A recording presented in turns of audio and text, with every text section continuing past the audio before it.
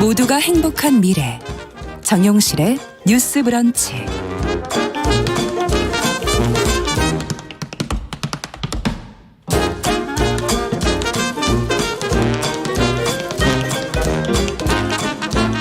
네, 정용실의 뉴스 브런치 듣고 계신 지금 시각 11시 42분 향해 가고 있습니다. 자, 서점 편집자의 섬세한 안목으로 고른 좋은 책 소개해드리는 시간 저희 준비하고 있죠. 오늘부터 새로운 분이 한 분 더 합류를 했습니다. 보석 같은 독립 출판물을 소개해 주실 것으로 기대가 되는 헬로 인디북스의 이보람 대표 자리해 주셨어요. 어서 오세요. 안녕하세요. 네. 오늘 처음 하시는데 기분이 어떠세요? 그냥 계속 긴장되는데요. 떨리시죠? 네네. 첫 시간이라서. 첫 시간이라 네. 책 얘기하기 전에 네. 먼저 헬로 인디북스 좀 소개 좀 해주세요. 대표님이신데 어떤 네. 곳인지. 대표이자 말단 직원인 1인 서점이고요. 네. 2013년 11월에 오픈을 했어요. 그래서 독립출판물 좋아하는 애독자로서 이제 해서 독립출판물 소개하는 책방, 그다음 독립출판물뿐만 아니고 작은 출판사 책 아니면 뭐 해외 책이어도 조금 사람들이 많이 접해보지 못했던 그런 책들 소개하고 있습니다. 주로 장르는 어느 쪽을 하고 계십니까? 장르가 딱 정해져 있지 않습니까? 네, 그림책도 있고요. 최근에는 스티커북이라고 전 페이지가 스티커로 되어 있어요. 그런 책도 스티커북 그런 것도 있군요. 그러니까 어떻게 보면 대표님의 취향에 맞춰서 그렇긴 하죠. 그렇죠. 예. 책을 이제 그럼 오늘부터 어떤 책을 가져오셨을지 이제 그 취향을 알 수 있는 맞아요. 시간이 될 텐데 네. 오늘 어떤 책을 먼저 만나볼까요? 네, 제가 이 책을 고른 배경을 먼저 설명을 드리면 최근 화제의 웹 드라마인 이제 오징어 게임을 보고 나서 네. 제가 친구들만 만나면 너 오징어 게임 참가할 거야 막 물어봐요. 이게 무슨 가을 운동회도 아니고 아니 뭐 어디서 열리는 건 결정돼 있나요? 있지도 않은 게임을 친구들한테 물어보면 친구들은 참가를 안 한다고 하더라고요. 그냥 딱지치기해서 한 100만 원 정도만 벌면 만족한다. 뭐 그렇게 얘기를 해요. 네. 근데 그러니까 참가하는 사람은 저밖에 없는 거예요. 전 참가할 거거든요. 아니 그걸 결정하셨어요? 네. 왜요? 그게 더 궁금해요. 네, 친구들이 물어봐요. 너는 운동도 못 하는데 분명히 탈락할 것 같은데. 그러니까. 네. 그래서 저는 46억도 아니고 460억을 어떻게 벌면 난 참가하고 싶다. 근데 만약에 내가 운동을 못 하니까 떨어지면 그럼 1억을 줬으면 좋겠다. 룰을 변경해 달라고 할 거다. 룰을 변경해 달라고 할 거다. 있지도 않은 게임을 있지도 않은 룰을 변경해 가면서 야, 이건 참 쉽지 않은 건데. 네, 그렇게 대답을 하고 났는데 네. 약간 혼자 남겨졌을 때 나는 왜 1억을 내 목숨과 바꾸려고 했지? 라는 생각이 드는 거예요.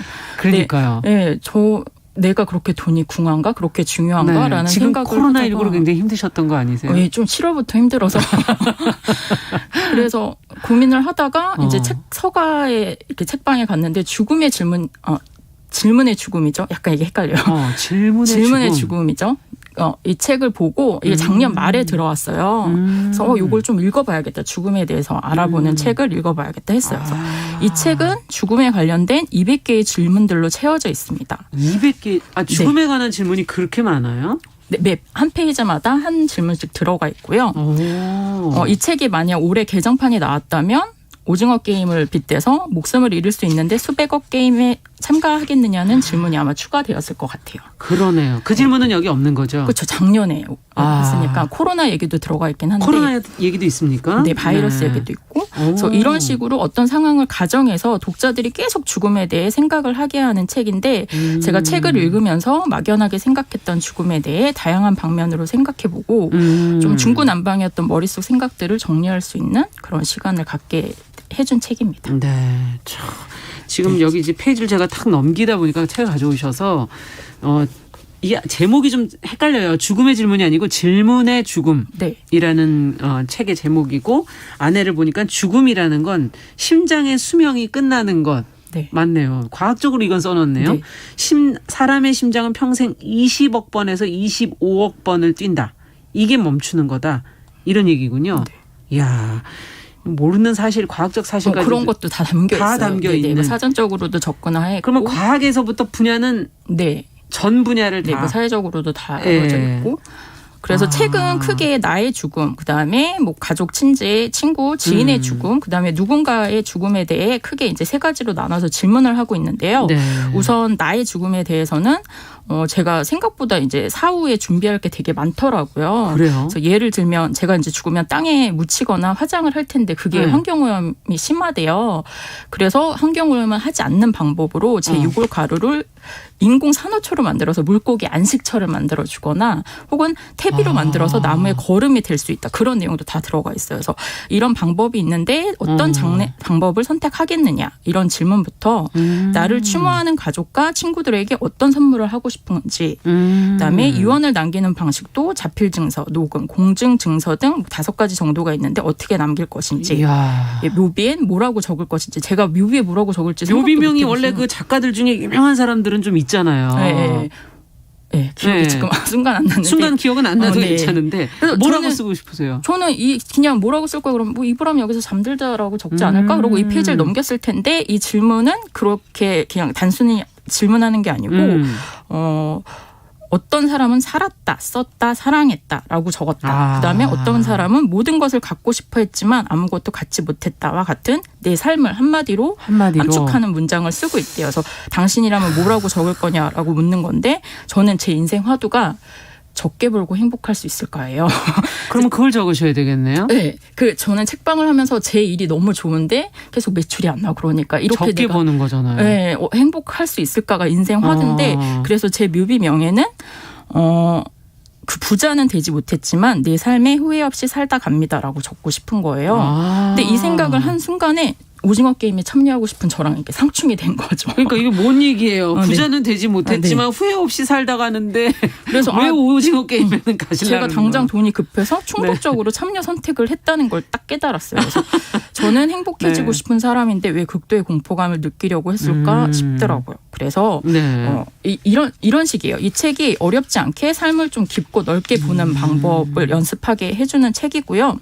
단순히 고민하고 결정하고 답하는 것으로 끝내는 것이 아니라 고민의 과정에서 현재 해결해야 할 고민거리의 실마리를 찾아볼 수 있는 묘미가 있습니다. 그러네요. 지금 말씀을 듣다 보니까 일단 내 자신의 죽음도 준비할 게 굉장히 많구나. 그리고 생각해봐야 될 거리들이 참 많구나. 이런 한 페이지 한 페이지당 되게 오래 걸리는 페이지도 있고. 지금 사실은 이렇게 페이지를 넘겨보면 글이 빡빡하지는 않은데도 생각거리를 많이 던져준다는 그런 말씀이시죠? 한 페이지 한 페이지. 죽음도 사후 문제뿐만 아니라 존엄사나 연명 치료에 대한 사전 의료 의향서, 장기 기증 협약서에 대한 질문도 있고 죽음에 대한 대비를 할 수 없는 사고사와 대비는 하되 통증에 시달리며 죽어가는 질병사 둘 중에 뭘 고르고 싶냐 이런 질문도 있고 그다음에 40대는 피부가 탄력을 잃고 50대는 골밀도가 떨어지고 60대부터는 치아를 잃고 70대는 뇌출혈의 확률이 높아진대요. 뇌가 이렇게 줄어들어서. 그래서 이런 노화의 과정이 있는데 당신은 어떻게 대비하고 있느냐. 아무 대비를 안 하고 있네요. 저도요. 그다음에 내가 아플 때 간병인은 저를 웃기게 하는 사람이 좋은지 의학적 치료를 잘하는 사람이 좋은지 그런 것도 생각을 안 해봤어요. 그런 것도 생각해 볼 수 있겠더라고요. 너무 생각할 게 많은데요. 네. 그래서 지인들의 관계로 또 확장을 하면 만약에 내 투병 생활이 길어지면 주변 사람들이 많이 힘들어하잖아요. 그때 제가 할 수 있는 일은 무엇이 있을지. 오지 말아라. 더 이상 혼자 해결하겠다. 끊임없이 페이지마다 독자들에게 질문을 던집니다. 반대로 이제 제가 아니고 제 지인들이 죽음을 겪었을 때 아플 때 예를 들면 제가 막 중대한 회사에서 프로젝트 발표를 앞두고 있어요. 당장 들어가야 되는데 엄마가 위급하다고 전화를 받게 되면 어떡할 건가? 이런 질문도 이제 들어가 있고요. 사실 부딪힐 수 있는 질문인데요. 이건 너무나. 현실 가능성이 있는. 그다음에 여기에서 더 시선을 확장해서 과도한 육식으로 인한 질병이나 고독사, 의료사고, 감염병과 쓰레기 대란, 기상이변, 로드킬 등 사회적인 문제까지 아울러서 다양하게 죽음을 다루고 있습니다. 맞아요. 이번에 코로나19로 또 돌아가신 분들을 생각해 보면 정말 이거는 누가 결정하는 걸까 이런 생각이 들 때가 있죠. 비슷하게 이제 수많은 희생자를 낳은 뭐 코로나처럼 인명재해가 발생했을 때 그 희생자 중 한 명이 저라고 치면 개인의 죽음보다는 이제 통계 수치의 숫자로 저는 이제 죽음이 남겨질 거 아니에요. 의미가 그렇게 해석되죠. 네, 그래서 사회는 나의 남겨진 가족들에게 어떤 위로를 해줘야 할까? 아니면 내가 촉망받는 작가였지만 실제 있었죠. 촉망받는 작가였지만 경제적인 어려움으로 굶어 죽었다면 이 구조적 빈곤은 개인의 문제일까 사회적인 문제일까. 맞아요. 타인의 죽음에 나를 대입시켜서 생각해 볼 수 있는 문제들도 담겨 있고요. 그다음에 내가 의사인데 극악무도한 살인자가 이렇게 다쳐서 실려왔으면 치료를 해줘야 되는 게 맞을까. 내가 테러범을 막아야 하는 경찰인데 무고한 소녀가 테러범과 함께 있다면 소녀를 희생시키서라도 잡아야 되는 거냐? 잡아야 되는 거냐. 그다음에 인간의 의학적 발전을 위해 잔인하더라도 동물 실험은 계속 강행해야 하는 것이 맞을까. 이런 도덕적 딜레마에 빠지게 만드는 질문들도 다소 포함되어 있습니다. 그렇군요. 그러니까 어떻게 보면 이 죽음이라는 거는 참 여러 가지 상황 속에서 저희가 마주하게 되는구나. 단지 뭐 개인적인 죽음만을 생각했었는데 지금 좀 넓게 갑자기 들여다보게 되고 시선을 확장시켜주는 우리 사회 안에서 정말 죽음을 굉장히 많이 마주하고 있구나. 그런 생각도 좀 들기도 하네요. 네, 이렇게 고민을 빠뜨리는 질문 중에 감성적인 질문들이 또 중간중간 있어요. 감성적인 질문? 예를 들면 어떤 사람은 나는 죽어서 별이 될 거야. 그럼 그 친구들은 별을 볼 때마다 죽은 친구를 생각하게 될 거고 근데 만약에 당신이라면 주변 사람들한테 뭐가 되고 싶다고 말을 할 거냐. 되고 싶냐. 네. 되게 오글거리는 질문이지만 여기서 이제 또 한참 생각을 했어요. 저는 감을 좋아해요. 그래서 맛있는 감을 먹을 때 내가 준 선물이라고 생각해라고 말을 할까. 그런 생각을 한번 해봤고요. 그다음에 당신이 이제 죽기 직전에 산소호흡기를 뗐어요. 근데 누군가 다가와서 귓속말로 한마디를 했는데 너무 편안하게 잠이 들었다. 그 사람은 누구이고 어떤 말을 했을까라는. 그것도 상상해 본다면. 네네. 그래서 저는 그냥 수고했다라는 말을 하면 너무 행복하게 잠들 것 같은 거예요. 그렇죠. 인생을 고생 많이 했잖아요. 네. 그렇죠. 그래서 그 한마디면 될 것 같은데 그 순간을 상상하니까 너무 우느라고 못 죽지 않을까 싶더라고요. 그다음에 눈을 감겨주는 그 사람이 모르는 공무원일까 봐 전 좀 무섭더라고요. 가족이 아니고. 그럴 수도 있지요. 사실은. 그래서 그런 생각도 해봤고. 여러 가지 상상을 지금 하게 하시네요. 네네. 재밌는 책이에요. 그래요. 저는 수고했다 말고 저는 사랑했다 이렇게 해주면 더 좋을 것 같긴 한데. 사람마다 다 다르겠죠. 네, 이 책이 질문만으로 되어 있는데 뭐 학습지처럼 뒤에 뭐 모범 답안이 있거나 정답이 있진 않아요. 당연히 다 각자 생각이 다르니까. 질문만 있는 거예요? 네, 200개가 딱 다 들어가 질문이에요? 있고. 근데 대신에 책 후반부에 그 답변을 참고할 만한 책과 영화 목록이 수록되어 있습니다. 그래요? 그래서 갑자기 뒤적거리게 되네요. 네, 맨 뒤에 있고요. 한 권의 책에서 이 질문이 끝나지 않고 목록에 나와 있는 좋은 책과 영화를 감상하면서 질문이 지속되길 바란다는 저자의 말이 나와 있고요. 뭐 예를 들면 박완서의 한 말씀만 하소서, 우에노 치즈코의 누구나 혼자인 시대의 죽음을 포함해서 책은 20권 정도 나와 있고 영화는 이자벨 코이셋의 나없는 내 인생, 고레아다 히로카즈의 원더풀 라이프 등 50편 정도를 추천하고 있습니다. 근데 제가 완독한 책과 영화가 없어요. 그래서 시간 날 때 그것도 한 편씩 보려고 하고 있습니다. 여기 책과 영화가 뒤에 있으니까 또 솔솔하게 이거를 볼 수가 있겠네요. 네네. 네. 작가는 그러면 어떤 사람인가요? 홍진님이라고 여행도 많이 다니셨고 자매품으로 질문의 여행이라고 있어요. 자매품? 네. 그거는 252개의 여행에 관련된 질문이 있습니다. 예를 들면 4박 여행을 가는데 숙소를 한 군데만 정할 것이냐, 두 군데를 정할 것이냐. 약간 나만의 여행법을 고민해 볼 수 있는. 이렇게 질문을 평소에 많이 하시는 분인가 봐요. 그러신 것 같아요. 되게 질문도 밀도 있는 질문들이 많아서 자매품도 관심 있게 봐주세요. 네, 뒤에 참고할 만한 답변으로서의 책과 영화까지도 있으니까 챙겨보시면 좋을 것 같고 다 읽고 나신 소감은 어땠을까? 200개의 질문을 다 받고 나니까 세상이 어떻게 보이고 어떤 게 달라지셨나요? 이 200개의 질문 중에 192번 질문이 이 책을 관통하는 주제를 말하고 있는데요. 그거 전문을 빨리 읽어드릴게요. 아니, 빨리 안 읽으셔도 돼요. 천천히 읽으세요. 네. 태어나는 것은 모두 죽는다. 잘 죽고 싶다면 잘 살면 된다. 나답게 살아가는 법을 터득한다면 나답게 죽는 법도 알게 될 것이다.